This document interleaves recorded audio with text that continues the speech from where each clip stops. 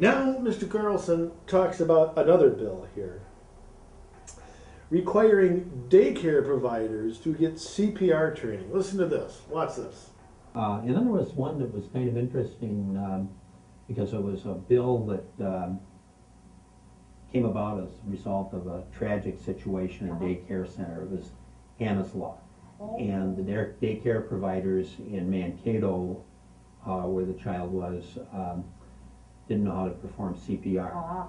So now there's a law that will require daycare providers, preschool teachers, and so on to know how to do CPR. Right. I'm a retired teacher, as I mentioned, and I was quite surprised because I remember as a classroom teacher during our workshops on a couple of different occasions we learned how to do CPR. Right.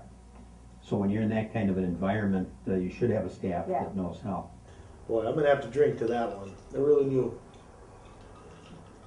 Oh, a good friend you are. You know, daycare is expensive enough. Now, of course, me, I don't have kids. I can't even get a date. But that's not the point. The point, daycare is expensive. If you require people to have daycare, they're going to have the pay for the training. It's going to have to get renewed. They'll take the cost from that, pass it off. I mean, you know, don't we have enough requirements on businesses and enough regulation, enough permits, enough taxes, enough fees? Can you guys ever stop putting on businesses and individuals crap that they need from the government? Now, maybe it's a good idea, daycare. I don't know.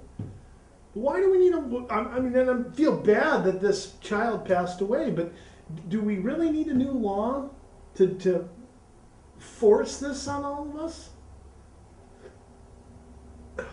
Well, we'll go on here. Now Mr. Carlson gets into the nuts and bolts of the budget, which I know excuse me, Jack, I'm going to move you over a little bit. Got to talk with my hands here. Now he gets into the nuts and bolts of the budget, about the different visions between the right and the left when it came to solving Minnesota's budget deficit, or as Mr. Carlson always calls it, a shortfall. Hey, quit barking over there.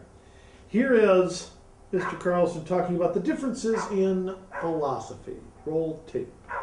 If you kind of want to get into now the dynamics that were taking place, there were two distinctly different approaches on how to balance the budget.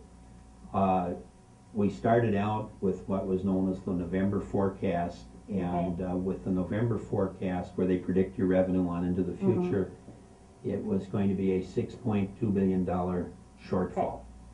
And then the February forecast came out, and state revenue had improved quite a bit, over $1 billion. That brought it down just due to economic growth and unanticipated tax payments and so on, to about $5 billion. Still a record-setting shortfall, but we had to build then the budget off of the $5 billion shortfall. Now, Governor Dayton's first budget, however, had to be built off of the November forecast, because he had to provide his budget to the legislature prior to the February forecast. So there were some changes that almost immediately came about with the governor's budget. But the big debate centered on what I call a balanced approach, which would have been to balance that $5 billion problem with a mixture of revenue and reductions in spending. And the majority caucus in the legislature chose to do an all cuts or total reductions to achieve the $5 billion that was necessary to balance the budget for the biennium.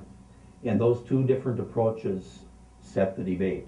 And as we probably all know, Governor Dayton's proposal, and supported by most of the Democrats in the legislature, was to tax the highest income families or individuals to achieve part of that balanced approach. Okay, ladies and gentlemen, well, during that clip there, I had to finish my drink, and I have to make another one. Just listening to Lyndon, it could turn anyone into an alcoholic. Now think about what he says right there. balanced approach, this, of course, this against the all cuts budget. You know, first off, my money to the government is not revenue. And when you tax, how many times did you explain this? Look at the states that do not have an income tax or do not have a corporate tax. They're growing population, they're growing jobs. Look at the states like New York, New Jersey, there's no economic growth at all. That's the model. You raise taxes on my boss will find a way to make it up. They're not going to eat that loss. They're not going to say, oh, zippity-doo-dah, it's revenue for the government.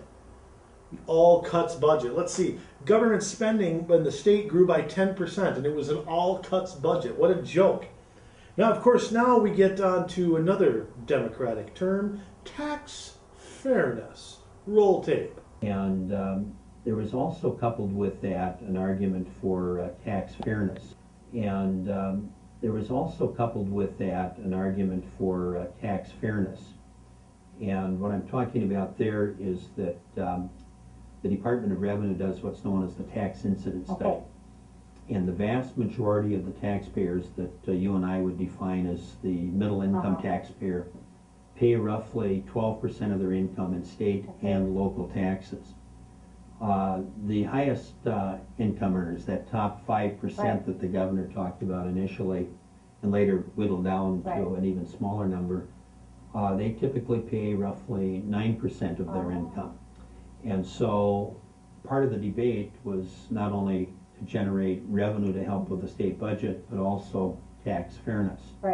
A number of years ago, I introduced legislation when we had revenue to bring about that tax fairness by raising the income tax on the very high income and reducing it for the middle income taxpayer, because revenue wasn't necessary. It was when times were good, but there was still the tax fairness question. And so that didn't make it through the process. I was back in the minority then as well. Been both minority and majority. So, but at any rate, to set the kind of the stage for the debate that took place the entire regular session. Really, really, local and state governments. Well, who keeps raising all those taxes? Why don't you talk to R.T. Ryback? And who's the guy in St. Paul? Coleman. Let's talk to them. They're your Democratic buddies. They're raising taxes all over the place. About these left-wing school boards that keep raising taxes, hitting. How about you guys at the legislature? You talk about tax fairness. Who passed a regressive gas tax in 2008?